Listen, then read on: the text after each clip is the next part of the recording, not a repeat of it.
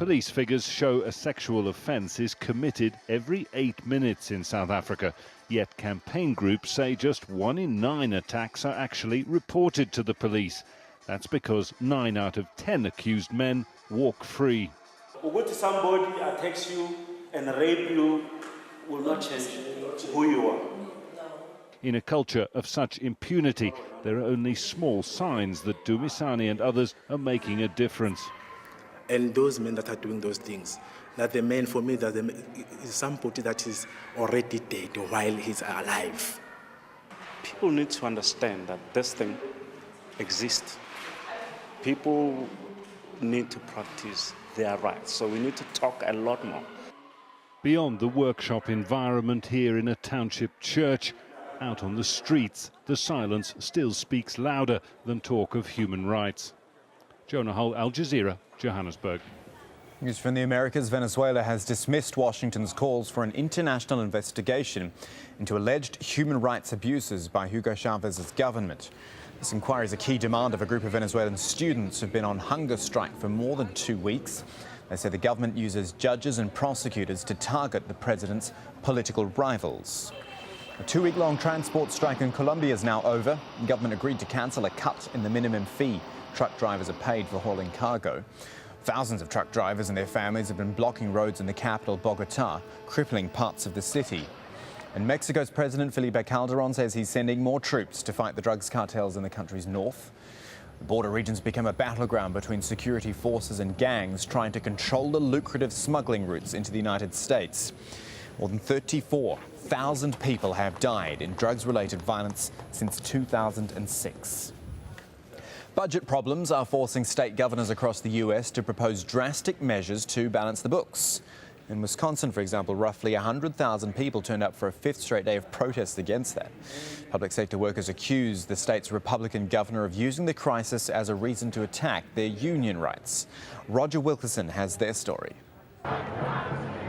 For the 5th straight day, they came to protest a budget proposal that would strip public employees of most of their collective bargaining rights.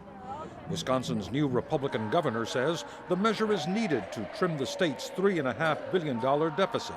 It's either a matter of making reductions and making modest requests of our government employees, or looking at massive layoffs at a time when we don't need anybody else laid off. Show me what democracy looks like! These public employees say Walker's move to limit their collective bargaining rights and force them to contribute more to their pensions and their health care goes too far. They say his intention is to break the back of the public employee unions. All of us know that cuts need to be made. Everybody knows that everybody's got to pay more. That's not the issue. The issue is that there is language in the bill that busts our union. Republicans, who won a majority in both houses of Wisconsin's state legislature last November, vowed to curb state employee benefits. A lot of our budget problems are caused by the most generous public employed pensions in the country. Walker supporters also showed up at the Capitol Saturday, but they were heavily outnumbered by the other group of protesters. It has become a bitter partisan battle. Public employee unions are strong backers of Democrats across the United States, and President Obama says they shouldn't be blamed for the state's budget woes. Some of what I've heard coming out of Wisconsin, where you're just making it harder for public employees to collectively bargain generally, seems like more of an assault on unions.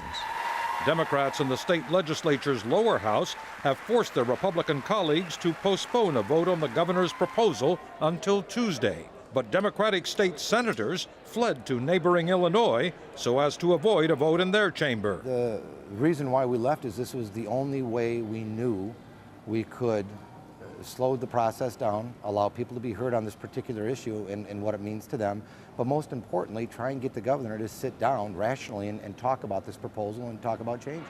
But the governor refuses to budge, and the standoff continues.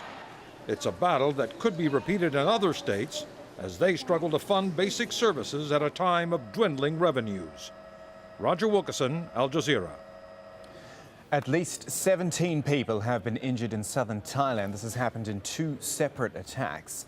Both of them took place on Saturday night in Narathiwat province. 2 people were injured after they were caught in a shootout at a restaurant others were wounded after a car bomb went off. Finally, Australia, which often bills itself as a multicultural country, but the relationship between new and old residents is not always a smooth one. Our Australia correspondent Andrew Thomas takes a look now at how the latest immigration debate is affecting the country's Muslim community. Is there a strand of Islamophobia running through Australian society? And if there is, should politicians be exploiting it? Say no to burqas, says this mural in a central suburb of Sydney. Multiculturalism isn't working, believes the man who painted it. Immigrants to Australia should integrate more, leaving alien customs at the door. Others round here say the mural is simply racist. Since it appeared in September, it's been vandalised and had to be repainted more than 40 times. But there's no doubt it taps into something. And over the last few days, the sentiments it expresses have spilled over into national debate. On the day of the funerals of some of those who died in the Christmas Island asylum boat sinking, the immigration spokesman of the centre-right opposition party questioned why taxpayers were paying for surviving relatives to attend.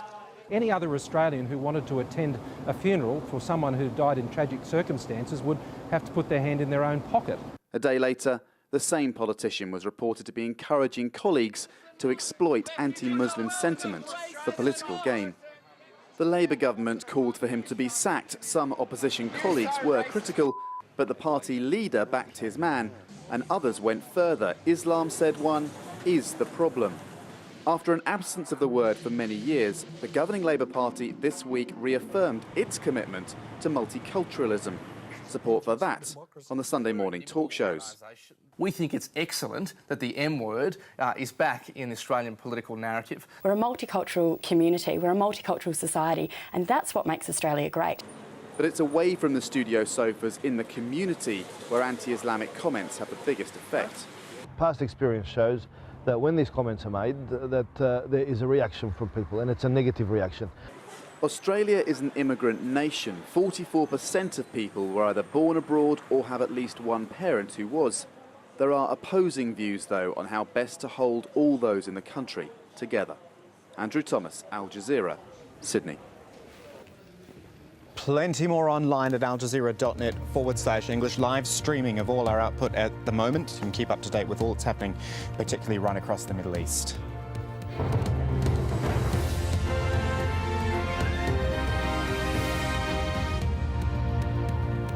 Half past the hour on Al Jazeera. These are the stories making headlines.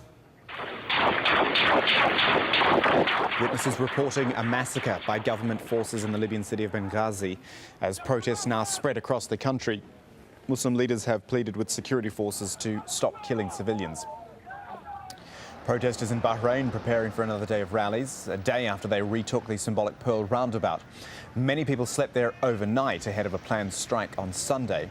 On Thursday, the army opened fire on protesters at the roundabout but have since pulled back. And protests now being planned in Morocco as well. This is an online video for one of those.